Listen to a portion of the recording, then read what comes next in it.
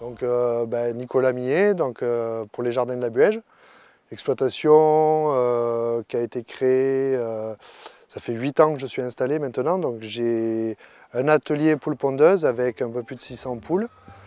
Je fais du maraîchage et des arbres fruitiers. Donc il y a à peu près 8 hectares. Moi, j'exploite pas les 8 hectares. Du coup, pour les poules, en fait, j'ai ce bâtiment là qui est réparti en fait en deux bâtiments. En fait, il y a 2 poulaillers dedans. Ça permet de faire des rotations de cheptels, donc de bandes, pour avoir des lots différents. Donc ici, là, c'est les poules, on va dire anciennes. Là-bas, c'est les plus récentes arrivées. Donc de chaque côté du poulailler, il y a des trappes. Là, tout est ouvert. En fait, elles peuvent rentrer et sortir comme elles veulent. Donc là, comme on peut le voir, en fait, les poules, elles sortent très peu. Là, on est en plein été. Il y a beaucoup de soleil, c'est très sec. Il y a très peu d'ombre. En fait, elles se cantonnent uniquement à l'ombre du bâtiment et tout ça. Et c'est pour ça que donc, là, ici, je vais planter un maximum de bosquets. Je me suis fait accompagner. J'ai fait une formation avec une association qui s'appelle Agrouf, qui est dans le Gard, donc pour l'agroforesterie. Donc pour être accompagné, conseillé en fait sur quelles sont les essences d'arbres les plus adaptées pour faire ce genre de choses. Donc voilà, d'ici quelques temps, dès que je pourrai, parce que ça coûte un peu quand même d'argent tout ça, donc en fait je fais ça à la fois sur les poules et j'ai le même raisonnement aussi pour le maraîchage d'ailleurs, enfin voilà, en aparté. Donc planter un maximum d'arbres dans les prochaines années, donc l'intérêt c'est de créer des bosquets ici un peu à droite à gauche dans les parcours, pour qu'elles puissent avoir de l'ombre et en même temps avoir une diversification alimentaire parce qu'en fonction des essences, on peut mettre des arbustes, des trucs comme ça qui font des baies, elles viennent manger les baies, tout ça. Donc chaque bâtiment a deux parcours. L'intérêt en fait, bon là actuellement vu que c'est l'été, que tout est ratatiné, il n'y a plus d'herbe parce que ici on est en climat méditerranéen, je pourrais m'amuser à arroser, m'acharner de semer pour avoir quelque chose de vert, mais ce ne serait pas du tout cohérent par rapport à la gestion de l'eau, donc je ne le fais pas. Donc c'est tout sec, il n'y a pas l'image des poules dans la verdure et tout ça, comme on peut voir des fois. Mais du coup, là, donc il y a 2 parcours séparés par une clôture. Prochainement, je vais fermer un côté pour que les poules n'aient plus accès à ce parcours-là. Ici, je vais passer avec le tracteur, je vais semer. Et pour qu'au printemps, ensuite, là, il y aura vraiment de la prairie, quoi, enfin du parcours avec de la luzerne, un certain nombre de choses.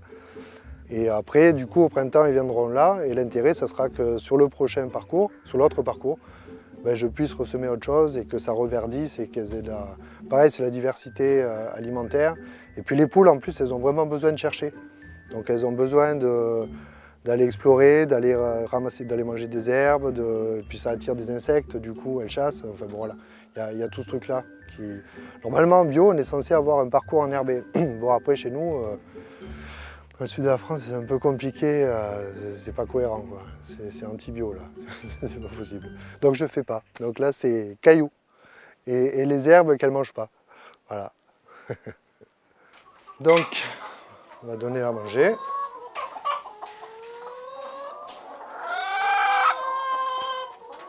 L'aliment, là, c'est un mélange de maïs, blé, tournesol, soja. Après, il y a un complément vitamines et minéraux dedans pour la ponte. Et du coup, moi, j'utilise, comme je te disais tout à l'heure, c'est de la miette. Parce qu'en fait, ici, il y a quand même pas mal de vent. Si j'utilisais ce qu'on appelle la farine, en fait, elles en mettraient partout. Le vent, vu que le vent s'engouffre ici, vu que tout est ouvert, j'aurais vachement de pertes en fait au niveau de l'aliment. Donc je préfère utiliser la miette. Et du coup, je me fais livrer le grain par silo, pour les silos, par camion. Tous les mois et demi à peu près. Et ici, en fait, il y a donc tous les perchoirs. Les perchoirs, en fait, en bio, c'est 18 cm par poule. Donc, bon, là, je suis aux normes par rapport à ça. Après, ici, elles ont plus d'espace que ce que je pourrais mettre plus de poules par rapport au cahier des charges de l'agriculture bio. Mais bon, voilà, j'ai fait le choix d'en mettre un peu moins. Donc, le but du jeu ici, c'est d'entretenir, de mettre de la paille régulièrement Pour assainir et tout ça, bon, l'été ça va à peu près parce qu'on est quand même dans un environnement très sec. Donc je ne mets pas trop de paille en été. Mais c'est surtout pour l'hiver, pour éponger en gros l'humidité, pour que ça reste plutôt sec parce qu'elles n'aiment pas l'humidité. Et après l'intérêt aussi pour moi de mettre de la paille, c'est de pouvoir mélanger en fait le fumier, leur fiente, avec la paille. Comme ça quand je le sors après, moi je l'épand, je fais un gros tas de fumier. Parce que vu que je suis maraîcher aussi, eh ben, je le composte et en fait j'ai une super ressource moi pour mes arbres, pour mes légumes, enfin pour tout ce que je cultive en fait. Du coup voilà, ça me permet de faire une boucle sur l'exploitation, enfin tout est lié. Elle mange aussi les résidus de ce que j'ai pas vendu au niveau des légumes et tout ça, enfin voilà. Donc tout, ça circule quoi, voilà. Donc là voilà le lieu d'habitation des poules et là c'est ouvert 24 heures sur 24, elles peuvent rentrer, sortir et elles se gèrent. Et voilà, ici, le plus important pour un poulailler, au niveau sanitaire, c'est déjà que ça soit sec, comme je disais, et puis qu'il y ait une bonne aération. Du coup, en fait, les poulaillers, souvent, c'est le cas ici, en tout cas les bâtiments qui sont conçus pour, il y a une aération aussi par le haut, par le bas, du coup ça circule quand même pas mal, donc même en été, au final, il fait bon et il fait moins chaud dans le bâtiment qu'en extérieur en fait. C'est pour ça que là, quand il fait chaud, elles sont beaucoup dedans. Elles attendent que ça se rafraîchisse pour sortir, quoi. Ouais, mais la nuit, elles ne circulent pas. Hein. La nuit, tu peux être sûr que tu viens là dès que la nuit est tombée. Elles sont toutes perchées. Il y a toute une organisation qui se met en place entre elles. Les poules, il y a vachement de hiérarchie. Et du coup, d'ailleurs, même elles sont très mauvaises entre elles par rapport à ça. Et non, la nuit, il n'y a personne qui sort, elles sont toutes perchées, elles dorment, et voilà quoi. Il y en a qui dorment vraiment sur les perchoirs, il y en a qui dorment dans les nichoirs.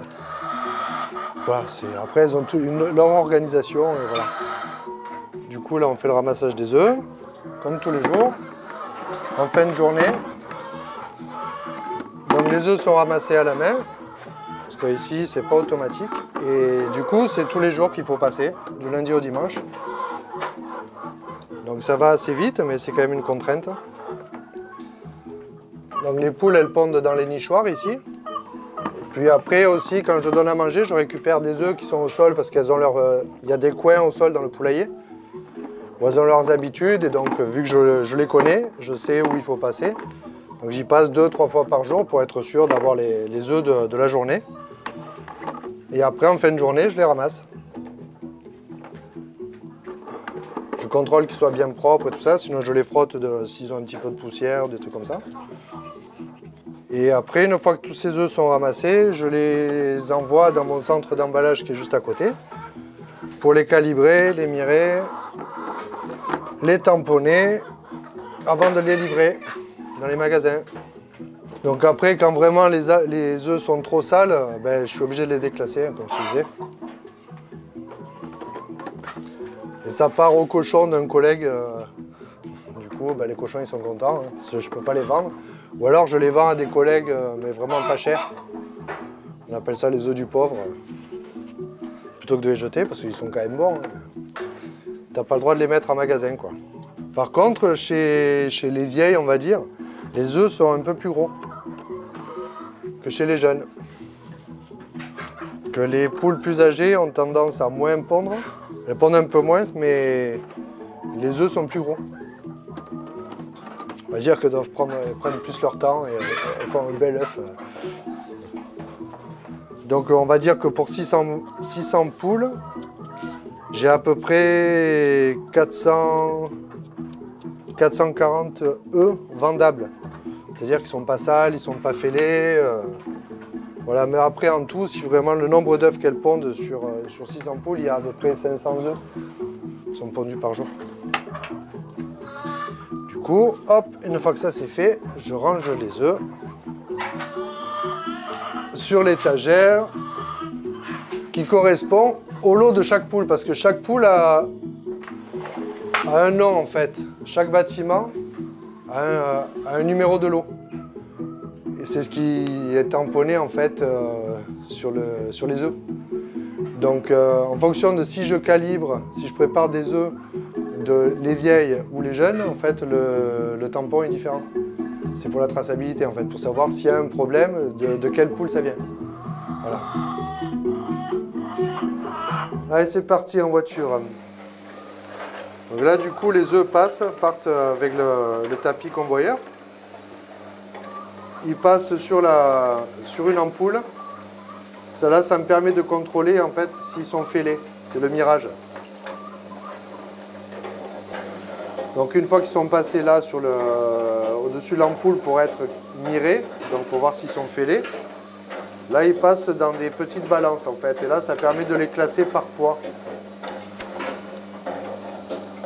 Donc ici c'est les très gros, les moyens et là c'est les petits.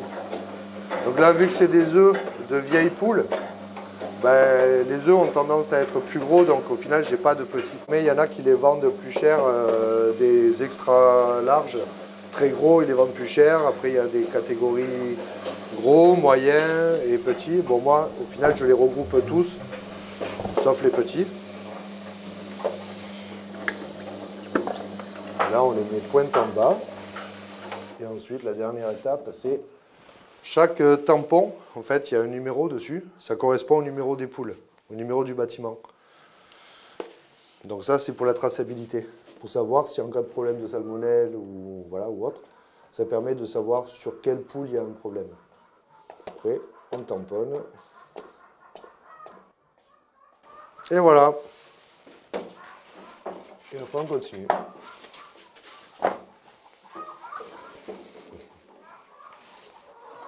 Je peux avoir des problèmes, il y a toujours le risque qu'une fouine vienne, mais bon, théoriquement, mon parcours, il est fait, c'est protégé pour qu'elle ne vienne pas, quoi. Mais bon, comme je disais, il y a un peu plus d'un mois de ça, j'ai eu une attaque de fouine parce que, vu que je fais plein de choses à côté, j'avais arrêté la surveillance de ma clôture, et en fait, elle a eu le temps de creuser, gratter. Et elle a réussi à passer sous le grillage, malgré le fait que même si le grillage est enterré, elle a réussi à trouver un endroit où c'était un peu moins enterré. Et elle a gratté, et elle est passée, et le lendemain, ben voilà.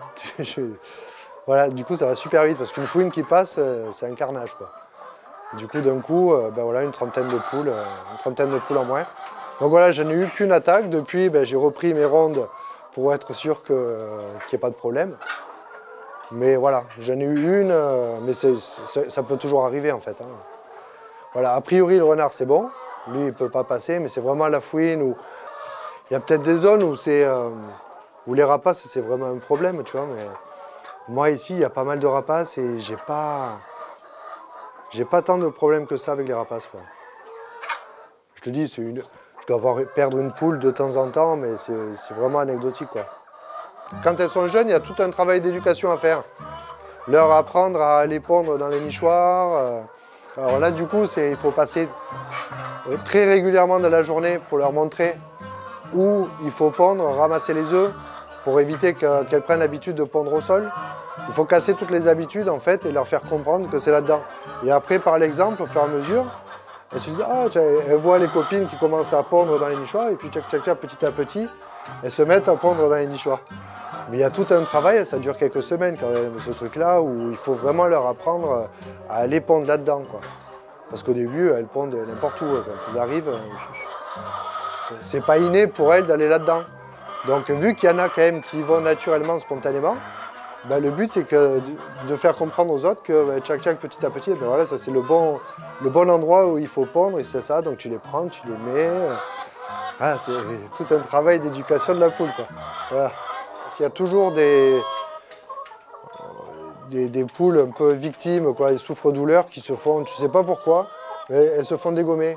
Elles se mettent toutes à s'acharner sur elles, je sais pas, peut-être qu'elle a fait un truc qu'il fallait pas, et du coup, je sais pas, mais il y a toujours, dans tous les lots de poules que j'ai eu, c'est pareil, il y a toujours des poules qui se font défoncer par les autres, tu sais pas pourquoi.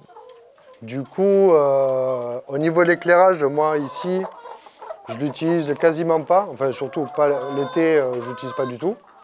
Enfin, ou un tout petit peu le matin, vraiment en début d'été, pour rallonger un petit peu les journées. L'éclairage, en fait, je l'utilise vraiment essentiellement quand les poules arrivent, que c'est des jeunes poulettes qui ont 18 semaines, parce que c'est l'âge à laquelle auquel on reçoit les poules. Elles ont toujours 18 semaines. Et du coup, pour lancer la ponte, c'est important de leur mettre 14-15 heures de lumière par jour. Alors, soit naturelle, soit artificielle. Donc si tu les reçois en hiver, par exemple, ou enfin des périodes où il n'y a pas beaucoup de soleil, ben, c'est important qu'elles aient vraiment bien 15 heures d'ensoleillement ou de lumière par jour pour vraiment lancer la ponte. C'est la lumière qui fait que ça va lancer le processus de ponte. Donc du coup, moi, c'est vraiment à ce moment-là où j'utilise la lumière. Sinon, après, j'essaie de respecter au maximum leur rythme. Et j'accepte qu'il y ait des moments où elles pondent un peu moins. Et j'essaie de jongler entre les deux. Donc de temps en temps, je remets un peu la lumière pour les rebooster un petit peu. Mais pas trop non plus pour qu'elles puissent aussi se reposer, être dans leur cycle normal, quoi. Les élevages intensifs, elles sont sous lampe et point barre. Elles ne voient pas le soleil, hein. De toute façon, les élevages intensifs, les poules ne sortent pas. Hein. Donc c'est tout la lumière. Voilà. Un lot de poules, tu ne peux pas mélanger des âges différents. Il y a tout un truc qui se met en place entre elles, où elles ont leur propre résistance. Si tu ramènes d'autres poules étrangères, parce que par exemple tu en as perdu, tu as eu une attaque de fouine ou je sais pas quoi, tu as perdu des poules, tu te dis ah ben merde, il faut que j'en rajoute parce que j'ai moins d'œufs. En fait, si tu fais venir des poules qui sont plus jeunes que tes poules qui sont en place et qui n'ont pas grandi ensemble, elles n'ont pas les mêmes résistances, elles n'en sont pas au même stade au niveau des résistances. Et du coup, celles que tu vas amener, elles risquent de propager des microbes, c'est ça, si elles sont plus vieilles. Et l'un dans l'autre, tu peux créer un gros problème sanitaire en mélangeant des poules d'âge différents. Elles ont 1 an et demi, 2 ans, tu vois, quand elles partent. À partir du moment où elles commencent vraiment à trop baisser en ponte, ça devient plus rentable. Parce que mine de rien, elles continuent à manger toujours les mêmes quantités et tout ça.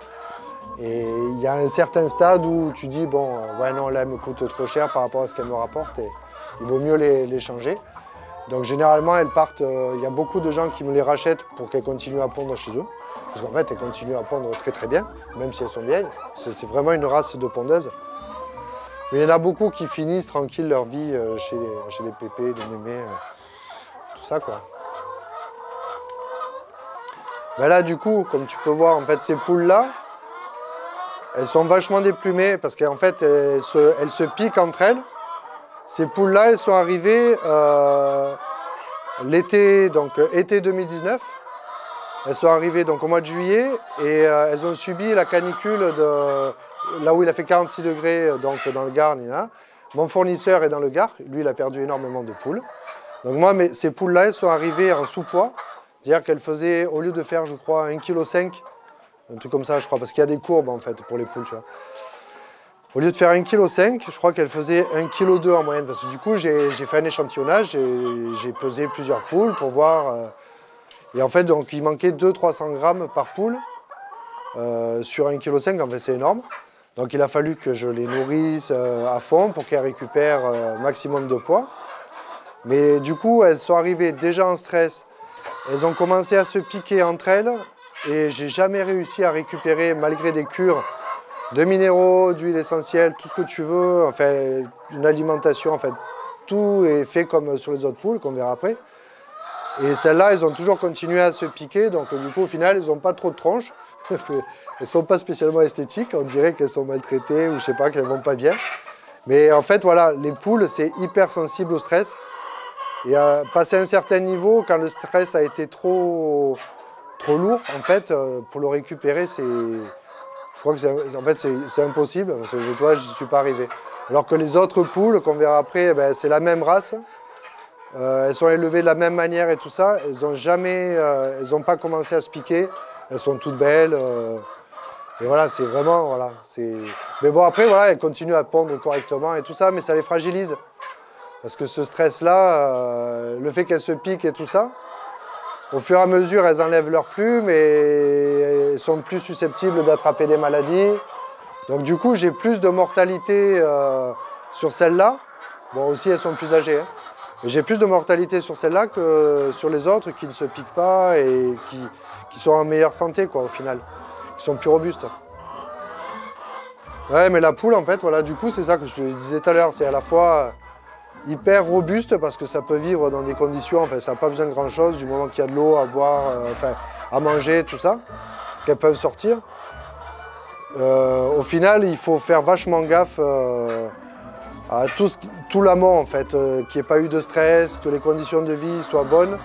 Parce que en plus en bio, on ne peut pas rattraper derrière. S'il y a un gros souci, il n'y a pas d'antibiotiques et tout ça. Enfin, ou alors j'ai le droit d'autoriser les antibiotiques, sauf que mes œufs, ben, ils sont complètement déclassés, je ne peux plus les vendre en magasin bio. Et vu que moi tout est vendu en magasin bio, je ne peux pas me permettre de me faire déclasser ma production, quoi.